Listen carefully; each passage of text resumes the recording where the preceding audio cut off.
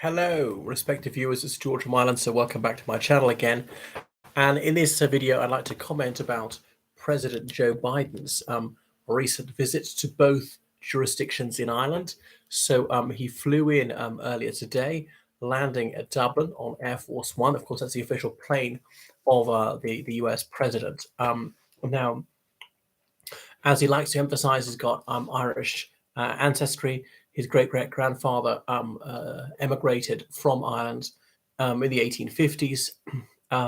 So I'm not sure he's got any non-Irish ancestry, but Biden is not a particularly Irish name. But of course, he could be, there could have been Irish people with sort of remote English ancestry or something. Anyway, so I'm spending 3 days in Ireland, and he's not just in the Republic of Ireland, he's gone to the wee north as well. But anyway, when he touched down in Dublin, he's greeted by the Taoiseach. Now, if you're not Irish, won't know that means Prime Minister. And our Taoiseach is Dr. Leo Varadkar, who's notable for being the first non-white Taoiseach.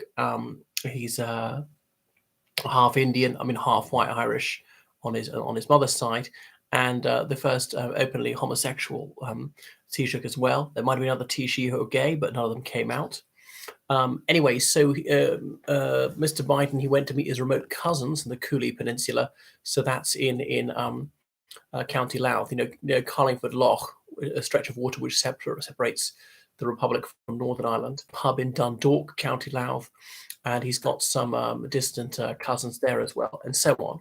So, like most Irish American politicians, well, he's long been an advocate of the Irish nationalist cause. There are no votes in unionism in Northern Ireland, and of course, most Americans know virtually nothing about it. I'm told that the history and geography of other countries is largely not taught in American schools. Obviously, there's a staggering degree of ignorance in Ireland about our own history, in Great Britain about Great Britain's history, let alone of that of neighbouring lands such as Ireland and so on. So most people just know very little generally. You might have grasped the fact that I'm fixated with ethnography, but you learn a new thing every day. Only today I discovered that the Amhara are not the biggest ethnic group in Ethiopia. I'd long assumed that they were. Anyway, so there's a bit of an impasse in Northern Ireland because there's meant to be a power sharing agreement under the Donald formula, as in named after that 19th century Belgian jurist and political theoretician.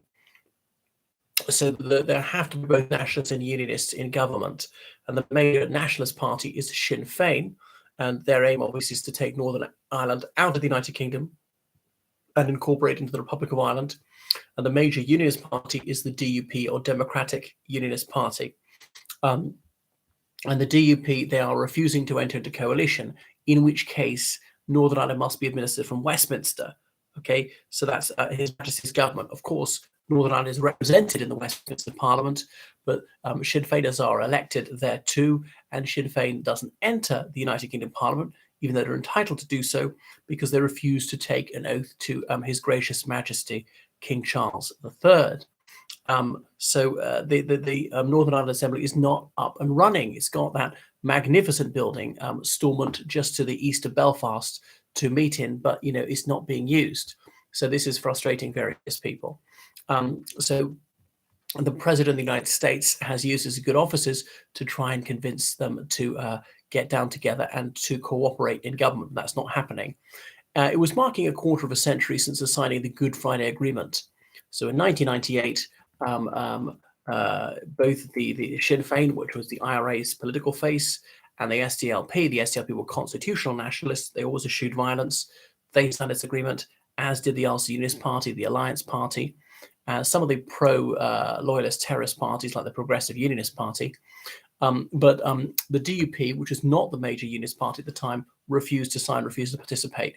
And there was a considerable faction within the Ulster Unionist Party which would not go along with the Good Friday Agreement. And one of the loudest voices against was Jeffrey Donaldson, who's now leader of the Democratic Unionist Party, Sir Jeffrey Donaldson, who was really the baby of the Ulster Unionist Parliamentary Party at the time. Yeah, what else was I saying? The rapturous reception President Biden, as American presidents almost always do. And he drew a crowd of some 5,000 in Dundalk, which would be most of the population of the town. not bad going for a Thursday, but admittedly it's the Easter holiday still. So he's going to address the Oireachtas, which is as in the two houses of the Irish Parliament, the Senate, or Shannon, should I say, and Dáil Éireann. And he's going to go to Ballina, County Mayo in the West Coast, because he's got some of his forebearers came from there. So it's all gone very well. It's obviously quite a tight security operation. He spent 17 hours in Northern Ireland, and he met the leaders of all the major political parties, trying to knock heads together.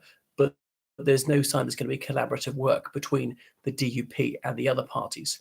But the DUP is in a bit of a bind because they do go back into government when their concerns over the Northern Ireland Protocol remain unresolved, because they're not satisfied with the Windsor Framework Agreement. They do go back in. The hardliners will desert them and vote for the traditional unionist voice, the TUV, which completely rejects the whole Good Friday Agreement.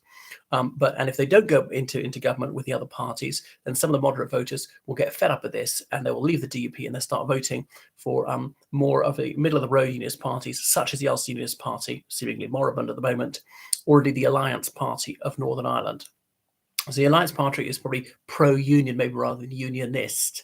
Say that Ireland was divided because communities were divided and not the other way around. And they're willing to be part of the United Kingdom, but in a completely forward-looking way. It's not about King Billy for them. And they're small liberals are part of Liberal International. They have a fraternal party, the Liberal Democrats in Great Britain, and so forth. So that's them. Remember Blair, in his autobiography, A Journey, wrote to the Alliance Party, they're totally reasonable people, which is why they've got no chance in politics, because you need to have a drum to bang and a flag to wave in Northern Ireland, and they're not so much into identitarianism, the Alliance Party. And they deliberately rotated leaders, a Catholic leader for a few years, followed by a Protestant leader for a few years, followed by a Catholic, followed by a Protestant, alternate, I should say, between the two major religious denominations.